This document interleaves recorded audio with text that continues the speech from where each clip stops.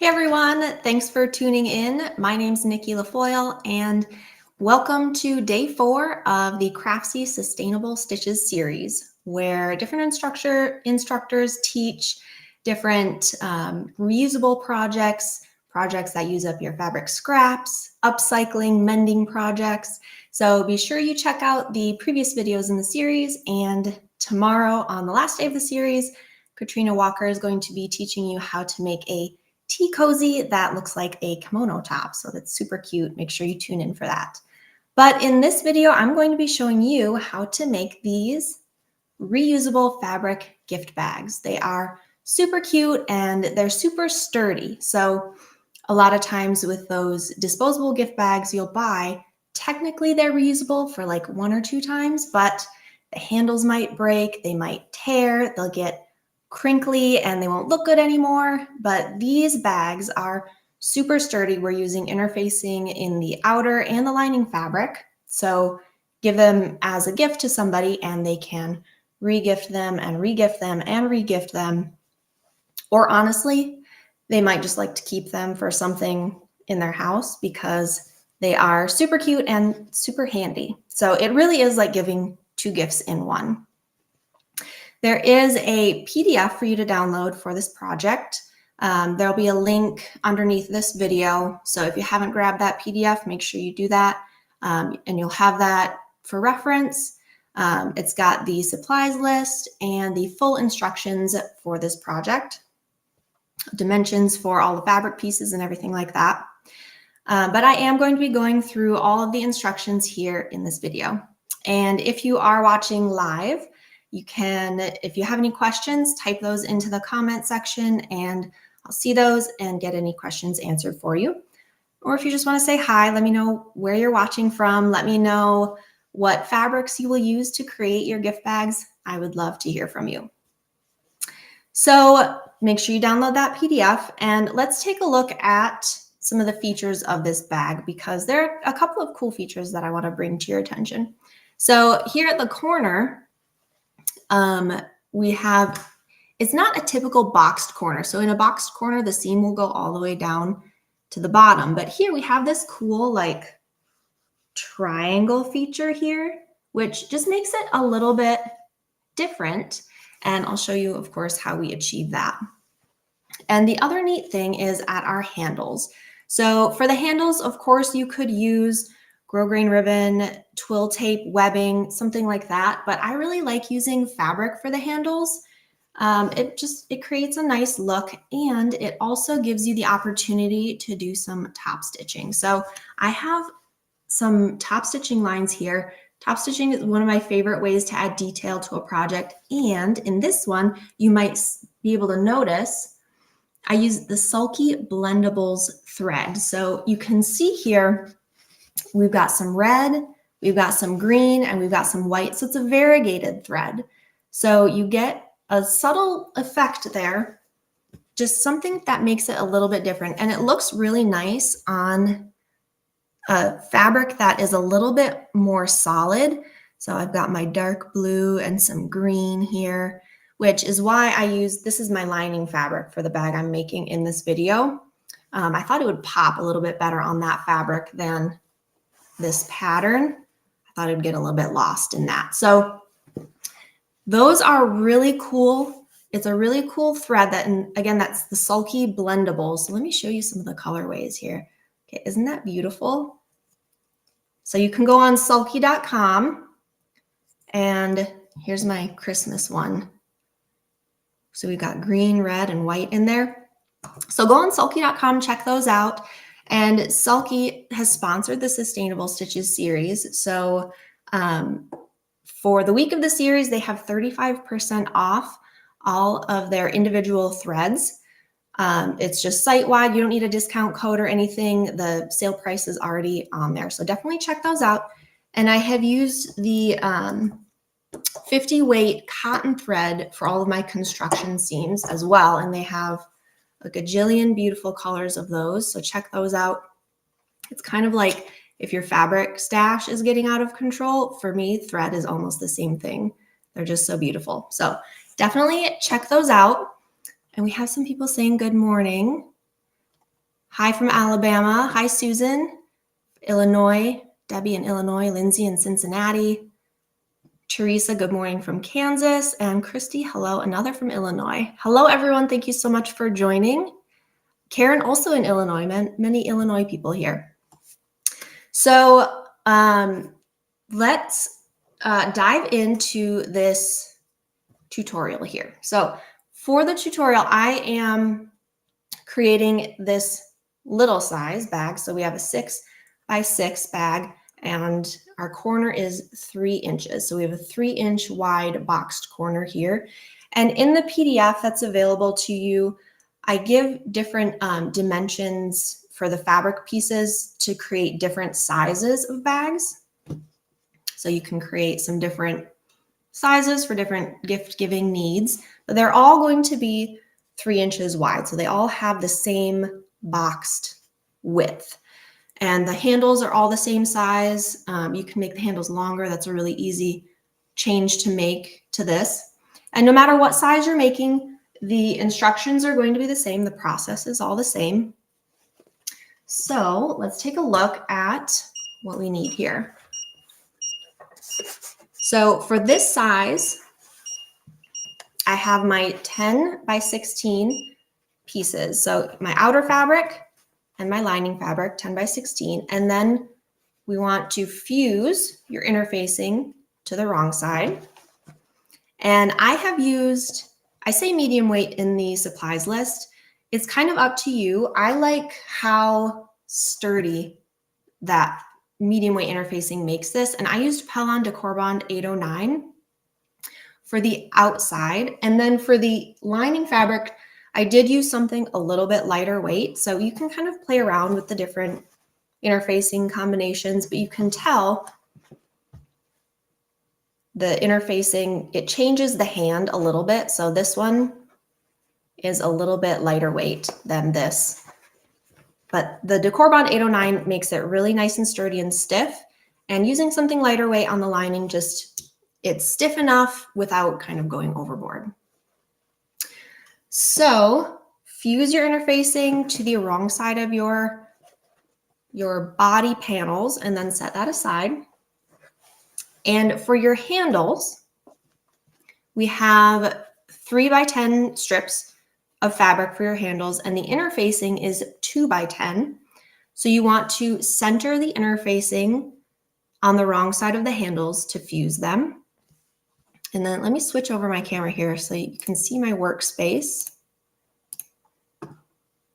There we go. And we have some viewers from outside the US, Argentina, and the UK. Good morning. So on our handles here, we've got our interfacing fused, centered, and then you're going to fold the raw edges over the interfacing edges and press, and then fold that in half and press. So get that all pressed, and then we're going to do our top stitching. So pull my machine in here.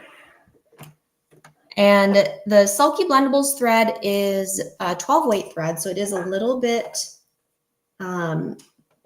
heavier weight, which makes for really great top stitching. So we're going to top stitch this open edge just about 1/8 of an inch from the edge. So just catching that edge to close that up.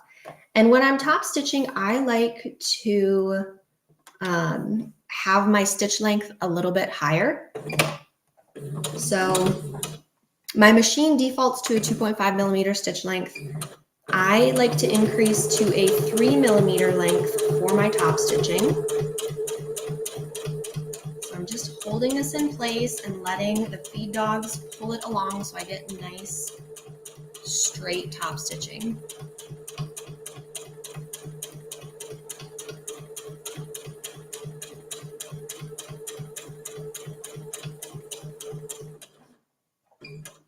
And then we're going to flip it around and go on the other side, and we're going to do the same thing.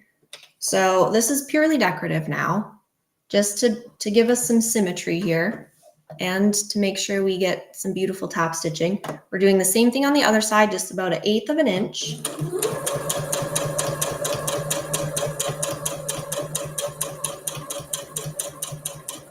And then I'm going to do 2 more lines of top stitching in the center here. You can do as many lines as you want. I'm just going to go for 4 altogether.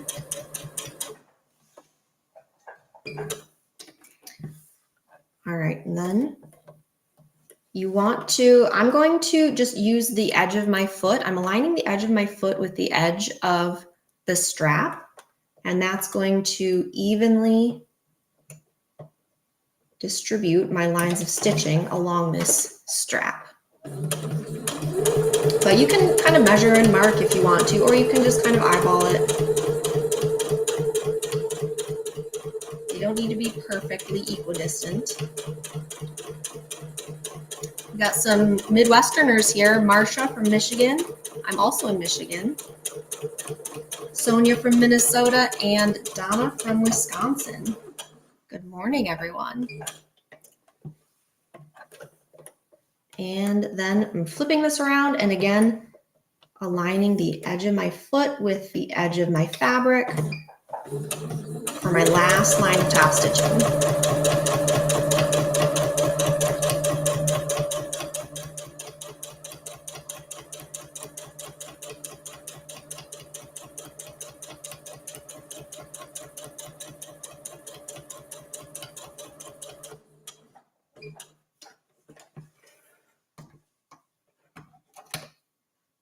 And there we go. It's our beautiful variegated thread. It gives that cool, subtle look of depth to the project. So you're going to do that to both of your handles, and we're going to set that aside for a moment. And then we're going to grab our outer fabric first.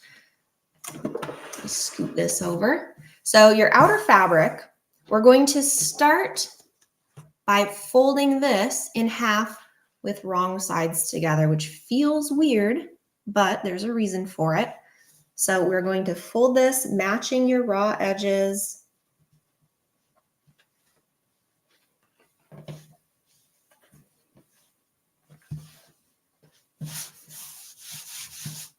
And then at this fold here, we're going to measure 1.5 inches from the fold. And I'm just going to pin, and I'm going to just pin through both layers at that raw edge. And then spin it around, do the same thing on this side, 1.5 inches, because we're doing a 3-inch boxed corner. So getting a 1.5 inch from the fold, that's going to give us our 3-inch at the corner, or for the width. And then we're going to fold our layer back at the pin. We're going to do that for both of the sides. And Christina, good morning from upstate New York. Good morning, Christina. Christina says, I don't even know how to thread my machine, but I'm hoping watching these videos will motivate me to try it. She says she's intimidated. Well, good on you for jumping in here. Once you figure out how to thread your machine, it really opens up so many possibilities. And there's tons of great tutorials on craftsy.com and on nationalsewingcircle.com as well. So check those out. So in our fold here, we've got our 1-inch fold in between. And then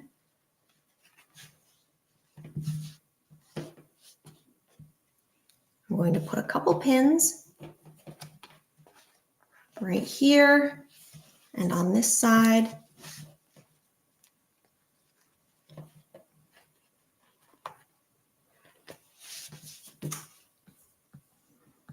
And I need to change out my thread, so bear with me a moment. Get my blendables off of there and get my 50 weight cotton on.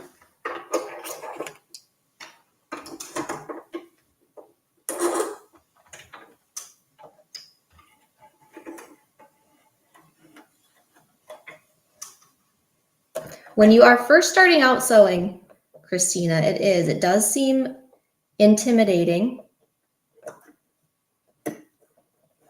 But if you find a good resource like Craftsy or National Sewing Circle, it can really make all the difference. So when we sew, we are going to stitch using a 3/8 inch seam allowance. So 3/8 of an inch from our edge.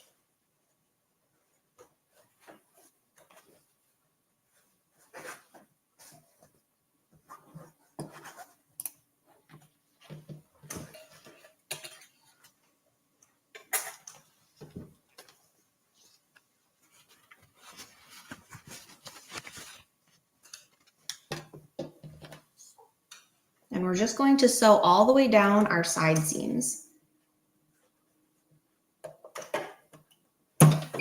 Back stitching at the beginning.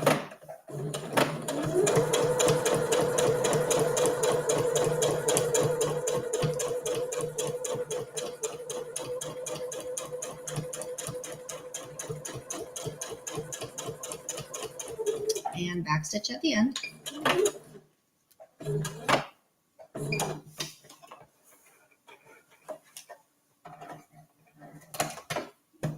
Flip her around and do the same thing on the other side seam.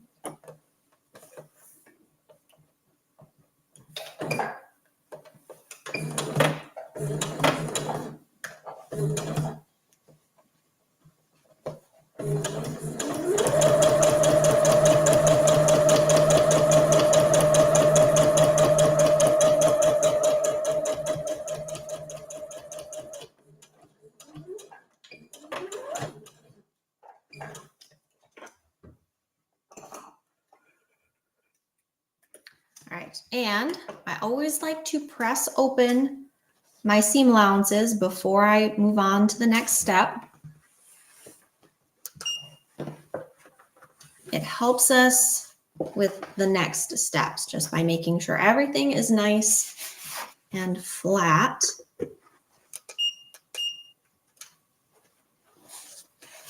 So we're going to open this up.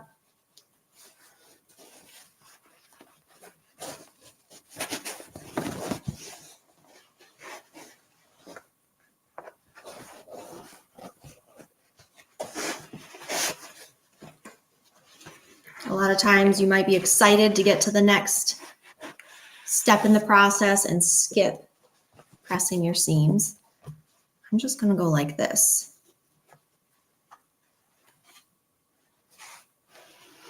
I'm going to leave that flat, but I'm going to open up each side of the seam allowance here.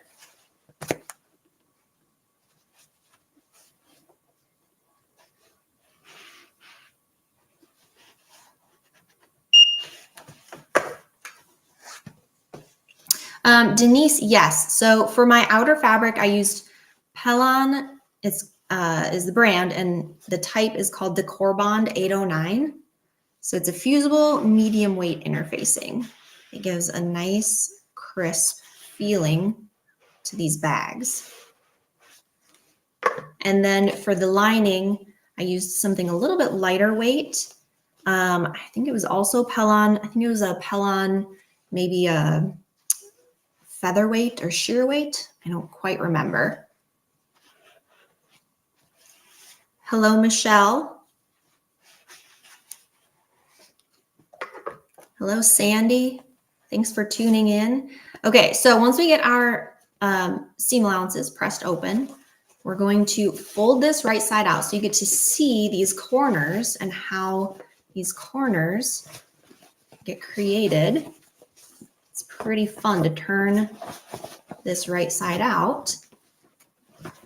And then you get your little triangles.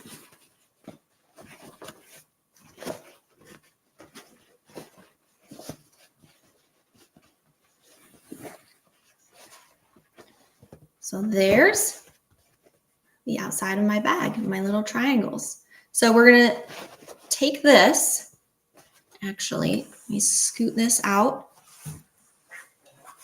And before we do our lining, we want to get our handles attached here. Judith, my iron, this is actually a Singer Memento mini press. So it is good for getting in little places. It's just a press. There's no steam to it, which is the only thing, but I do like how small that is. So let's see. So to attach our handles, we're going to take our handles and we're going to go 2.5 inches in from each side seam. Now this is the only place where it's going to be a little bit different if you're doing a wider bag. Obviously, if you're doing something wider, you're going to want to put the handles in a little bit closer to the center. But for this one, we're going 2.5 from the side seam. So I have this kind of laying flat, and at 2.5, I'm going to take one of my handles, and that's 2.5 is where I'm aligning the outer edge of my handle, not the inner edge, the outer edge. And if you used something fun on the right side of your handle, you want to make sure the right side of your handle is against the right side of your bag. And I'm going to pin. You can take this to the machine and baste to make sure that that's not going anywhere. I'm just going to pin.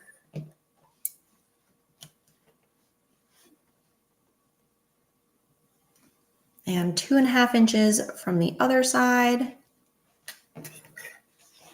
We're going to spin that and get the other side of the handle pinned on. And then the other side, you don't really need to measure. You can just kind of go off of where your handle is aligned on the other side and match that up.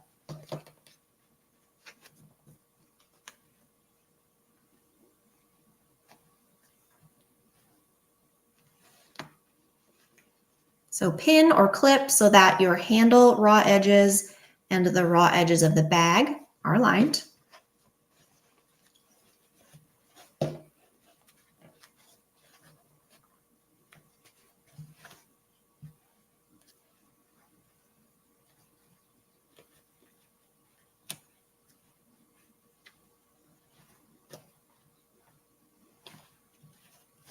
All right, so there.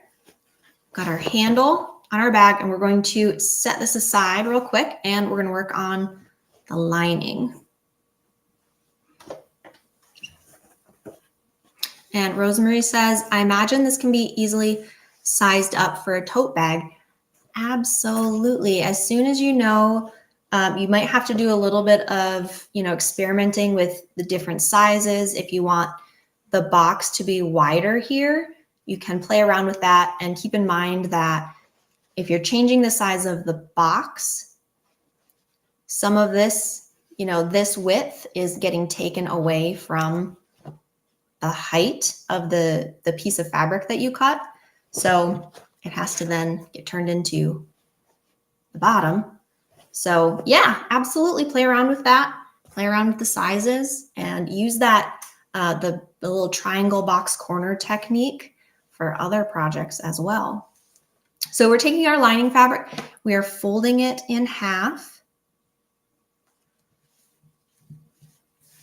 with right sides together this time. And we're going to stitch our side seams, and you want to finger press a little crease in the bottom. And then we're going to stitch one side seam all the way down using, again, our 3/8 inch seam allowance. And then on the other side, we're going to leave an opening. So you want your opening to be, I usually do like 3 or 4 inches, like the width of my hand. If you're making a larger size, you might want that opening to be a little bit larger. And I want my opening to be more toward the upper edge of the bag because I don't want my opening to be down here where the lower edge here is going to get turned into the boxed corner. So I want my opening to be a little bit more up toward the top. So stitching this side seam, we're going to backstitch at the beginning And then backstitch at the beginning of the opening, because you don't want that to be coming undone as you're turning things right side out. And then we're going to jump over the opening and then start again and backstitch again at the other side of the opening.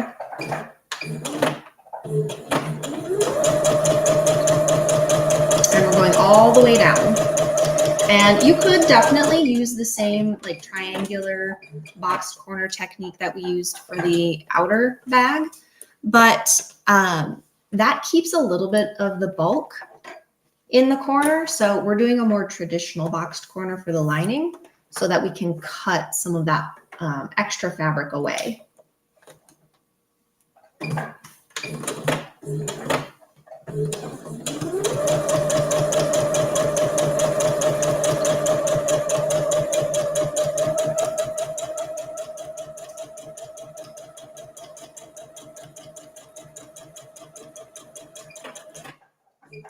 All right. Now to box the corners on this lining, actually, see, I was going to skip this step. We're going to press open our seam allowances. I still do that. I still get excited to move on and skip pressing. Christina says, thanks, I hope so. I won a sewing machine and then was gifted a secondhand serger and single needle embroidery machine and feel guilty. I don't know how to use them. Time to learn. You know, I have also had a serger in my closet for many years, and I do technically know how to use it, but I just always use my sewing machine, and I actually feel guilty that that is sitting in my closet too. I definitely need to use that more. But good luck on your sewing journey. It's so fun to learn, and you know, I've been sewing for many years and I am still learning new techniques, and it's just the techniques you learn can be applied to so many different projects. So it's a really fun hobby. So pressing your seam allowances open, it's also going to help us when we go to close up this opening in our lining. It's going to help us get a nice even line. Okay, so we are pressed open. Now to box these corners, what we're going to do is open this up and flatten this out. And if you've ever boxed a corner before, this might be familiar to you. So we're going to flatten that out so we get a nice triangle right here. And we want to make sure the side seam is aligned with that crease that we made in the bottom. So I poke a pin through right through the seam and make sure it lands right on that crease, and it does. So I'm going to pin that right there. And then we are going to mark a 3-inch line straight across this corner, because again, we have our 3-inch box. So I'm going to align the 1.5-inch mark on my ruler with the seam, and then move the ruler so that the beginning of the ruler is at the fold, and then the 3-inch line is also at the fold. Let me grab a marker.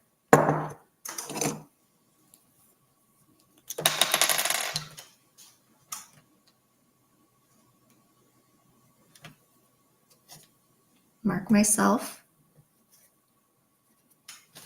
a line, and then we're just going to stitch directly over this line.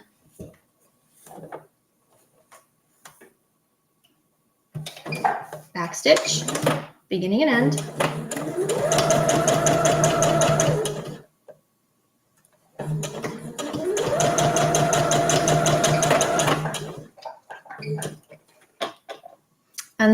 we can cut off this excess bulk, leaving about 3/8 or 1/2 inch from the seam. And then we're going to flip it and do the same thing on the other side. So we're going to kind of fold this down.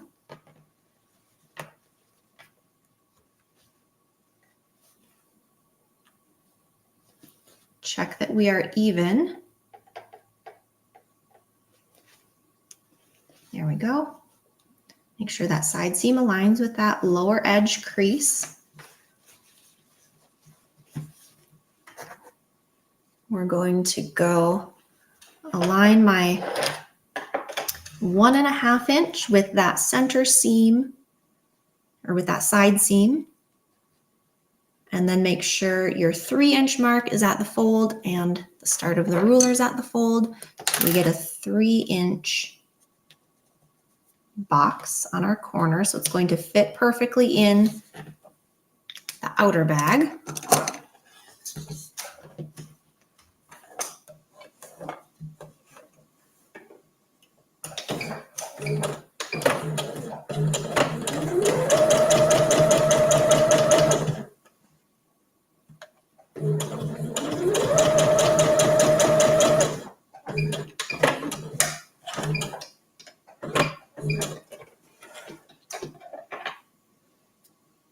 All right, and then we're going to clip this off.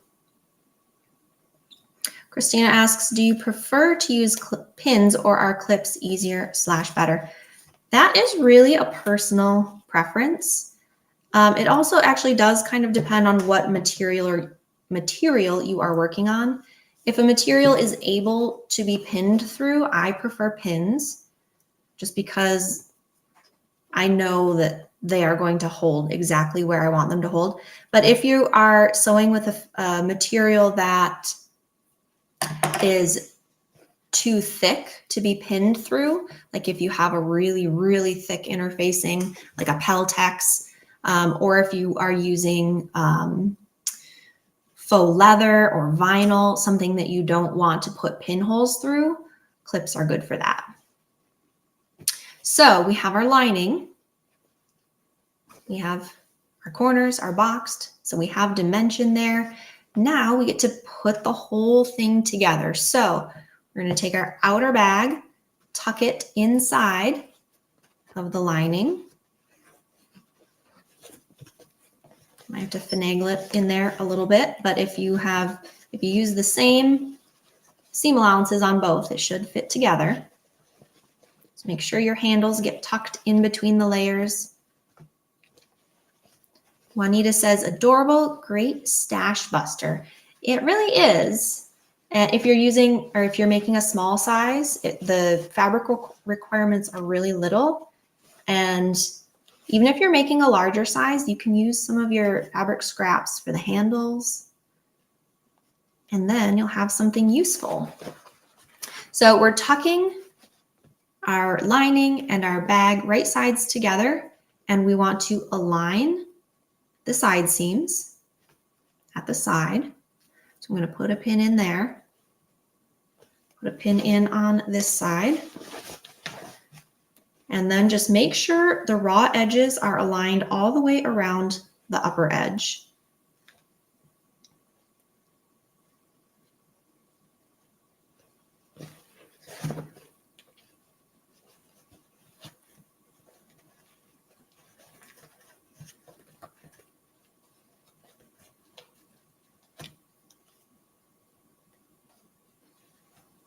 I'm going to just put a couple pins in all the way around here.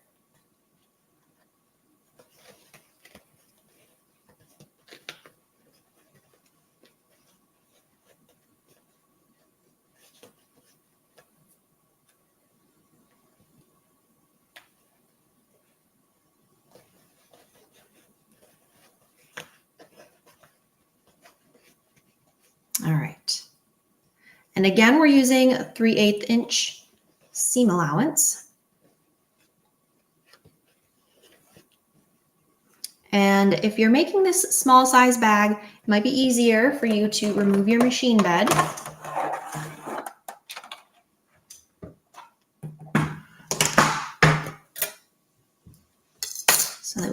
slide this on here. And because we left that opening in the lining, we're just going to stitch this whole circumference. It doesn't matter where you start.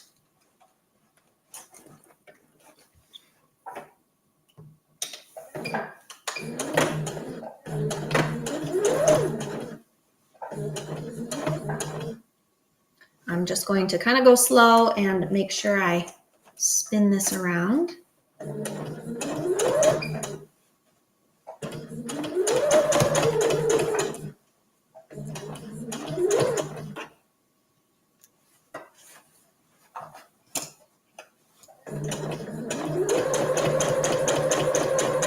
And as you go over your side seams, make sure that those side seams remain open.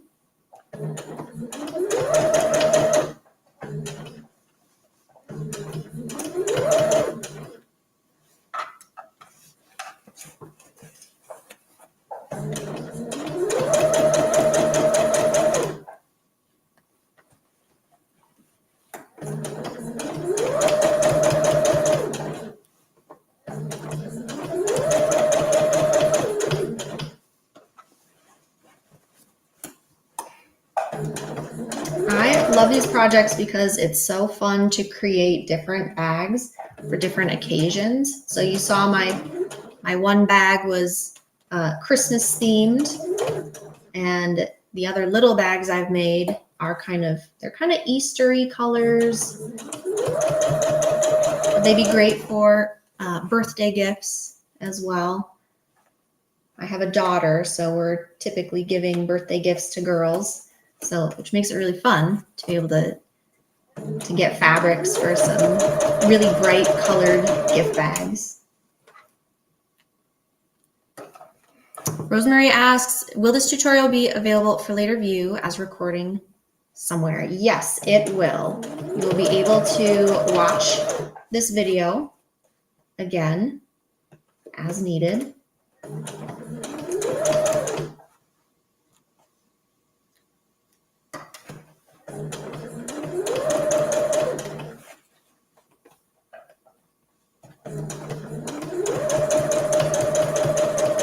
All right, now I've reached where I started, so I'm going to backstitch.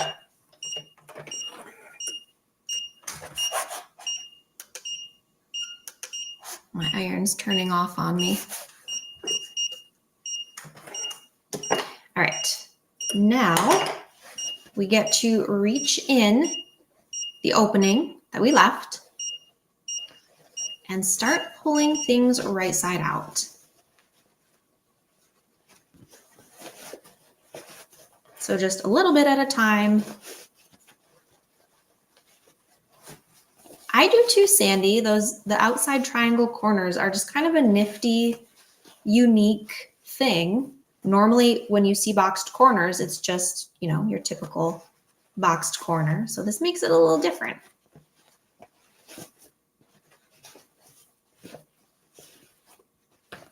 So we're just pulling things right side out gently. There we go.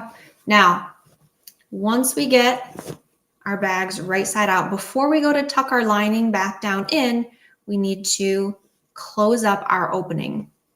And you can do this however you want. You can take a hand sewing needle and thread, and you can do a slip stitch to close that up and make it really invisible.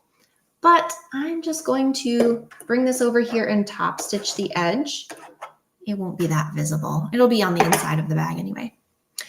Lord says, I missed info before. What kind of stabilizer used for the bag for structure? So on the outside of the bag, I used Pellon Decor Bond 809, which is a medium weight fusible. You can use the same thing for the lining as well, or you can use something a little bit more lighter weight, like a featherweight or a sheer weight. Just something that is still going to give it a little bit of structure, but it doesn't necessarily need to be as stiff as the outside. So I am just edge stitching this opening really close to the opening, just making sure I'm catching both of those folds to close up that opening.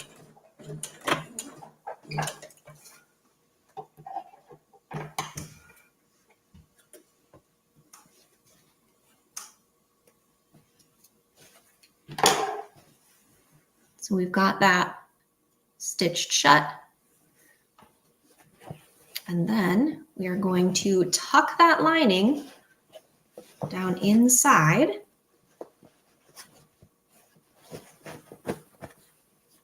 And you kind of nest the boxed corners of the lining down into the corners of the outer bag.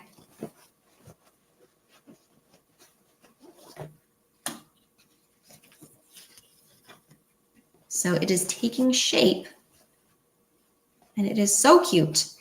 So we want to also press the upper edge here. So you want at your upper edge, your lining and your outer fabric to be right at the edge there. And I'm going to give it a press to make it nice and crisp. And then we are going to be doing some top stitching around the outside. Karen says, I love the triangle corners. I've made many bags, never thought of making box corners this way. I also think this is a really good beginner project. Plan to share with my granddaughters. That is fantastic, Karen. And I agree, it is a cool beginner project. It's all straight lines. It's all, straight seams. It's, rectangles. And you make something at the end that is super cute. And I think it's a good confidence builder.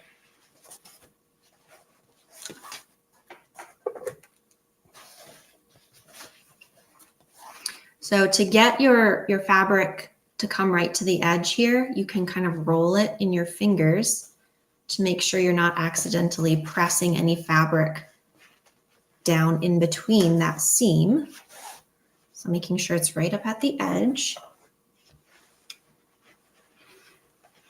And you can use your blendables here to do your top stitching, but since I've got my cotton thread already threaded, I'm just going to use that for this one.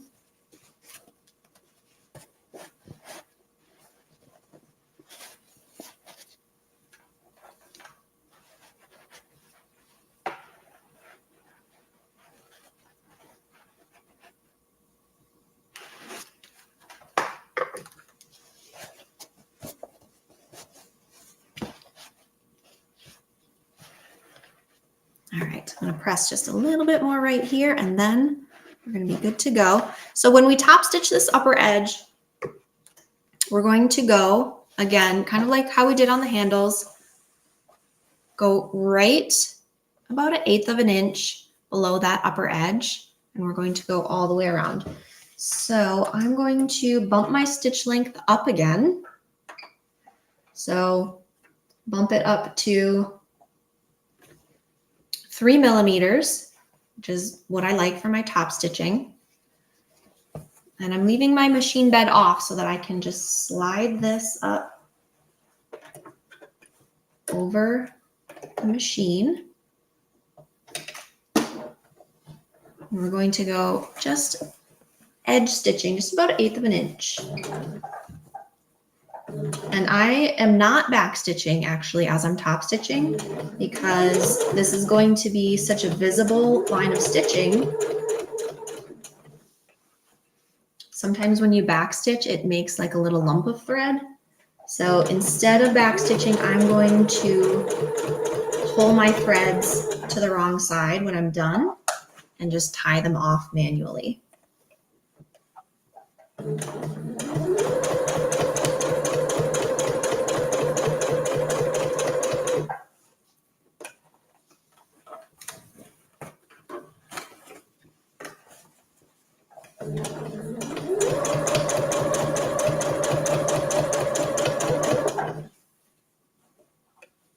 So I'm making sure that my lining isn't poking up over my outer fabric as I'm going around.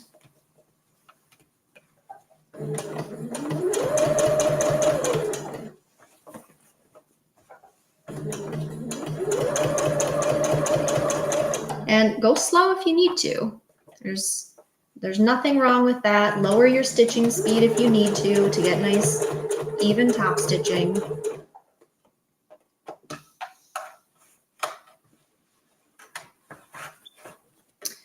Nancy, is your sewing machine specifically for left-handed sewers? Just love the beautiful result. It is not. I'm sewing on the FOF Passport 2.0, which I've been sewing on this machine for many, many years. And it is so sturdy, and it can handle absolutely anything that I want it to sew through. It's just a great little machine.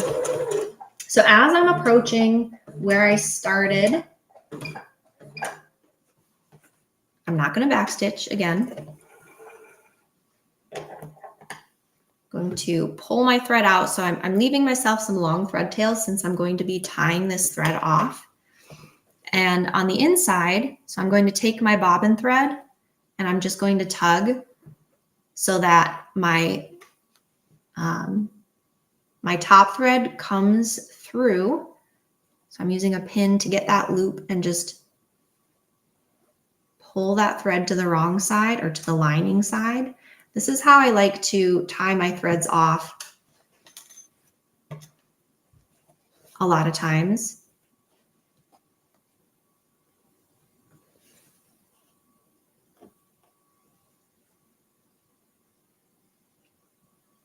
Just to avoid the possibility of getting those thread lumps.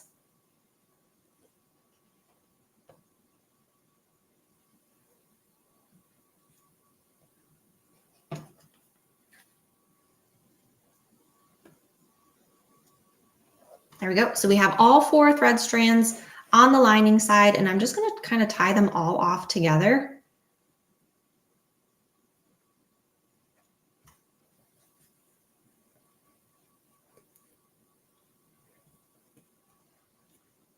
And then I'm just going to clip my threads close to the knot.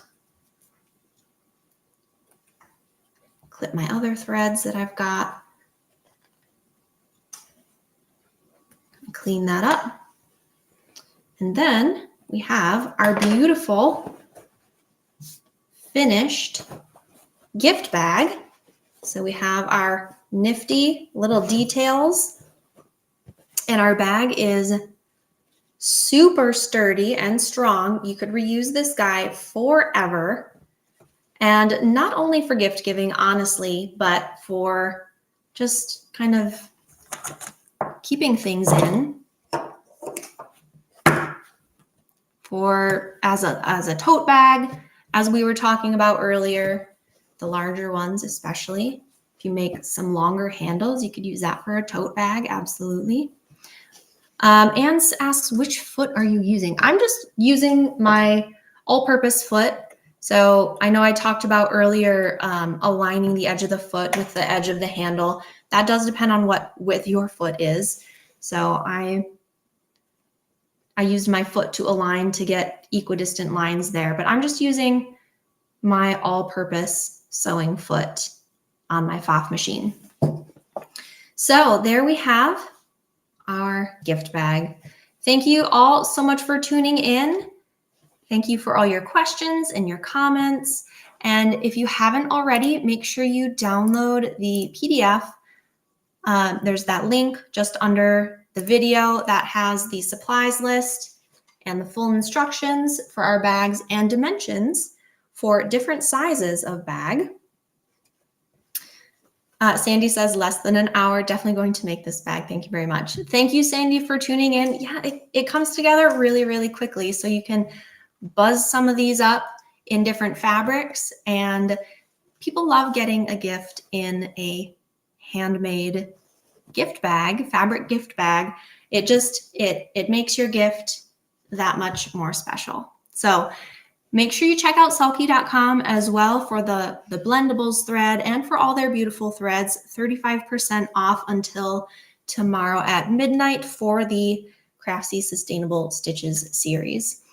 Again, thank you all so much for tuning in and watching. I hope you enjoy this project and you make yourself some of these beautiful gift bags. Thanks.